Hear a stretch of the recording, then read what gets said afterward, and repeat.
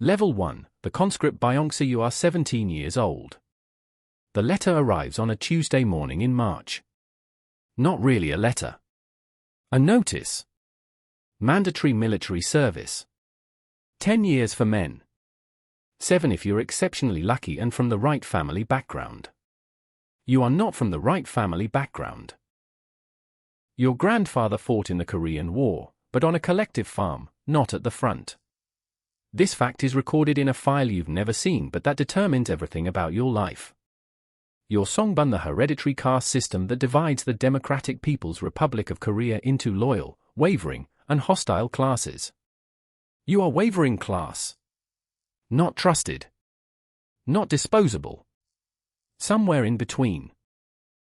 The town of Chongjin, where you've lived your entire life, is cold in March. Industrial. Gray. The Tumen River runs nearby, separating North Korea from China by a stretch of water some people cross at night and never return from. You don't think about those people. Thinking about those people is dangerous. Your mother cries when you leave. Your father stands with the rigid posture of a man who learned decades ago that emotion is liability. He shakes your hand. Says nothing. The train to the military base takes 11 hours. No heat. Wooden benches. 80 young men who don't speak because speech requires trust, and trust is not something you've been taught to give easily.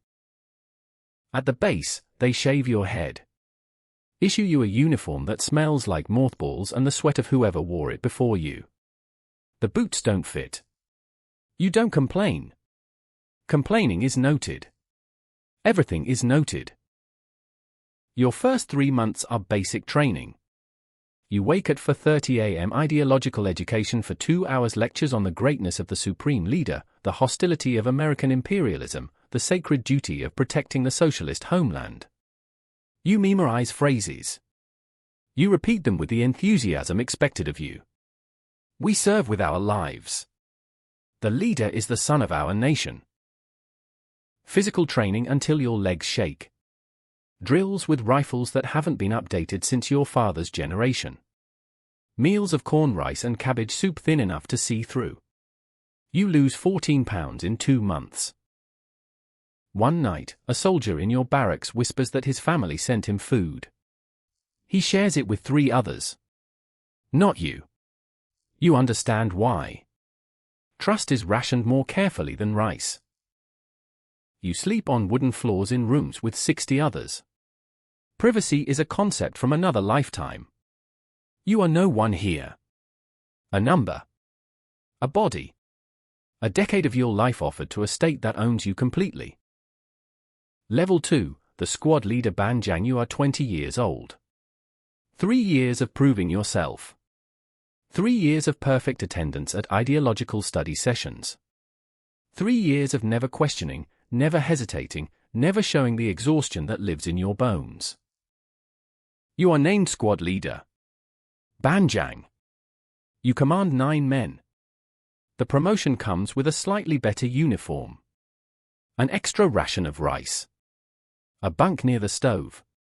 These things matter more than you could have imagined 3 years ago. Your job is to ensure your squad performs drills correctly, maintains equipment, and reports any ideological weakness to the political officer, a man named Lieutenant Kang, 34, who watches everyone with eyes that catalogue everything. One of your men, a kid named Minute-jun from Hamhung, starts falling behind on marches. You pull him aside.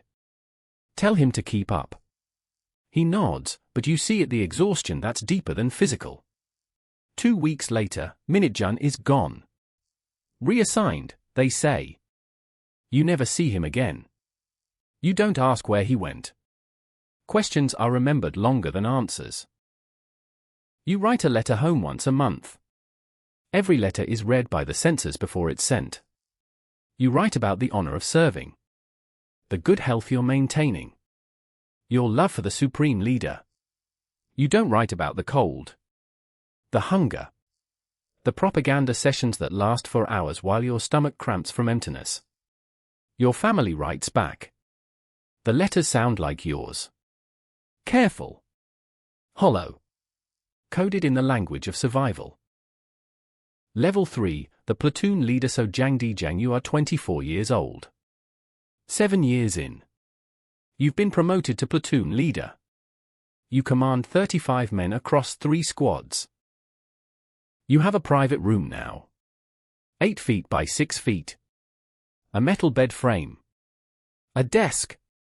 A portrait of the supreme leader that you bow to each morning. The room is the first space you've had to yourself since you were 17. You sit in it some evenings and feel the silence press against you like a physical thing. You're responsible for training now. Drills. Ideological education.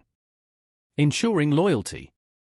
You give the same speeches you once listened to, and somewhere in the repetition, the words have started to feel true. Or maybe you've just forgotten what truth felt like before you learned to perform it. A soldier under your command tries to defect. He makes it to the fence before the guards shoot him. You are questioned for 6 hours. Did you notice anything? Any signs? Any conversations? You tell them everything you remember. Everything you might remember. Everything you think they want to hear. The political officer writes in his notebook. You are cleared of suspicion. But something has changed. You watch your men differently now. Not as people. As risks. Level 4, the company commander Jungdae-jang. You are 29 years old. 12 years of service. You're a company commander now. 120 men. 3 platoons. You report directly to the battalion command. You've completed your mandatory service, but there is no leaving. The military is your career now. The only career available to someone of your Songbun who has demonstrated the ideological reliability required to advance. You eat in the officer's mess. The food is better. Not good. Better. Rice that isn't mixed with corn. Occasional meat. Soup with actual vegetables. You've stopped losing weight. Your body has found an equilibrium with deprivation. You have access to information now. Reports. Assessments. You see the numbers that don't appear in the propaganda broadcasts. Malnutrition rates. Defection attempts. Equipment failures. You see that the military you serve is held together by ideology and fear in equal measure, because the material resources to sustain it properly don't exist. You never speak this observation aloud. Not even to yourself, alone in your 8x6 room. You visit home once a year. Your mother has aged in a way that seems disproportionate to the time past. Your father died 3 years ago. You learned about it for months after it happened. You stay 2 days. The silences are longer than the conversations. You return to base relieved. Which tells you something you don't want to examine about who you've become. Level 5, the battalion commander Daedae-jang. You are 34 years old. You command 500 men. You attend meetings with the regimental command. You wear a uniform with insignia that makes civilians look away when you pass. Power in the DPRK is not about wealth. It's about proximity. Proximity to resources. To information. To the leadership. You are closer than you've ever been. You have an apartment now in the officers' complex. 2 rooms. Electricity 6 hours a day. You've been assigned a wife, a teacher from a family of similar Songbun, selected by your superiors as ideologically appropriate. You marry her in a ceremony that lasts 20 minutes. She is kind. Quiet. You share space but not intimacy. Intimacy requires vulnerability, and vulnerability is something neither of you can afford. You have a son. He is born in a military hospital. You hold him once before returning to duty. Your wife raises him. You see him on holidays. He learns to call you commander before he learns to call you father. If you're still watching, comment which level you think is the point of no return. Subscribe to Ascend POV. We examine the systems that consume people from the inside. New video every week. Hit that subscribe button. Let's keep ascending. Level 6, the Regimental Commander Yeondae-jang. You are 40 years old. 23 years of service. You command 3,000 men. You live in a complex where hot water runs twice a week. You own a television that receives 4 channels, all broadcasting the same essential message in different formats. You attend ideological conferences in Pyongyang. You stay in a hotel where foreign delegations are housed. You see Chinese businessmen in the lobby. You don't make eye contact. The capital is different from the provinces. Cleaner. More food. The propaganda is more sophisticated here, not just posters, but museums, monuments, performances that cost millions while the countryside starves. You know this because you've seen the reports. You also know that knowing this is dangerous. A regimental commander from the Eastern District is executed for defeatist statements. You attended the Denunciation rally. You shouted the required condemnations. You went home and didn't sleep. You're being watched constantly now. Not because you're suspected. Because everyone at this level is watched. Trust at the top is an illusion maintained through surveillance. Your son is 12. He's enrolled in the Manjeongdae Revolutionary School for children of the military elite. You see him twice a year. He recites propaganda with perfect pronunciation. You feel proud and empty in equal measure. Level 7, the Division Commander Sadan-jang. You are 47 years old. 30 years of service. You command 15,000 men across an entire division. You have a house now. 3 rooms. A car, a Soviet-era sedan held together by parts cannibalized from other vehicles. A driver. You attend meetings at the Ministry of People's Armed Forces. You sit in rooms with generals. You are briefed on military readiness that exists more on paper than in reality. The entire structure operates on a performance of strength. Parades. Displays. Missile tests broadcast to the world. Behind the performance, equipment from the 1970s. Soldiers who can't march 20 kilometers without collapsing. Fuel shortages that ground aircraft for months. You maintain the performance because the performance is the point. A general mentions reform during a closed meeting. Modernization. Efficiency improvements. He disappears within a week. Reform is counter-revolutionary. You stop thinking about reform. You stop thinking about much beyond survival. Level 8, the Corps Commander Gundae-jang. You are 53 years old. You command an entire corps. 50,000 men. You are among the top 30 military officers in the entire nation. You live in a compound in Pyongyang. You have access to imported goods. Medicine. Food from China. Your electricity runs 20 hours a day. You are part of the elite now.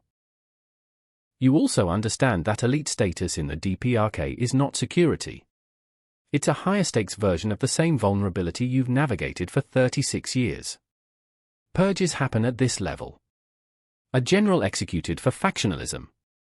Another for corruption. Another for reasons never made public. You attend their denunciation rallies. You shout your loyalty. You sleep with your phone next to your bed, knowing a 3 a.m. call could mean promotion or arrest, and you won't know which until the car arrives. Level 9, the General Daejang. You are 59 years old.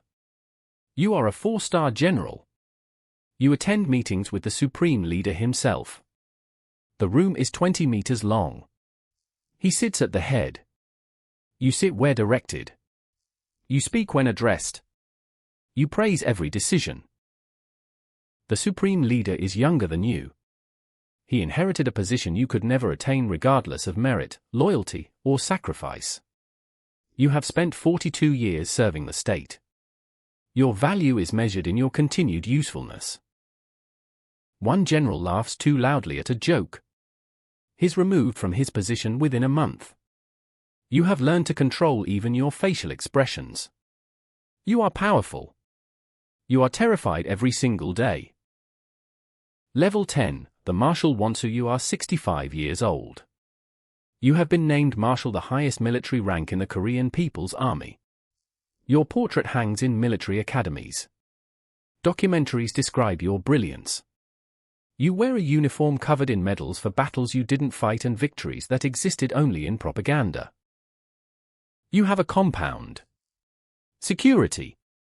Access to anything the isolated economy can provide. You also know that marshals have been executed, purged, erased from photographs and history. Your power extends exactly as far as the supreme leader's trust, and that trust is as stable as the weather. You are 65 years old. You've served for 48 years. You were 17 when you received the conscription notice in Chongjin. You think sometimes about the Tumen River, the people who crossed it and never returned. You wonder where they are now. You wonder if they think about the people they left behind. You sit in your compound with electricity that runs 24 hours a day, and you understand something that could only be seen from exactly this height: you didn't rise to the top of the military. You survived longer than everyone who didn't. The view from here isn't power. It's a more comfortable cage with better meals and the same lock on the door. You conquered every rank. And the prize is a life you never chose, in service to a system that owns you completely. The truth they never tell you: you were 17 once. A boy from Chongjin. The system promised that loyalty leads to honor. What it actually delivered was 48 years of fear dressed as service. You didn't ascend to greatness. You traded your entire life for survival. And by the time you reached the top, there was nothing left of the person who started climbing. The supreme leader you serve inherited his position at birth. You earned yours through decades of sacrifice. And his power is absolute, while yours evaporates the moment he stops finding you useful. You're not a marshal. You're a decoration on a system that decorates itself with the lives of people who had no choice but to serve it. We examine power. We dissect systems of control.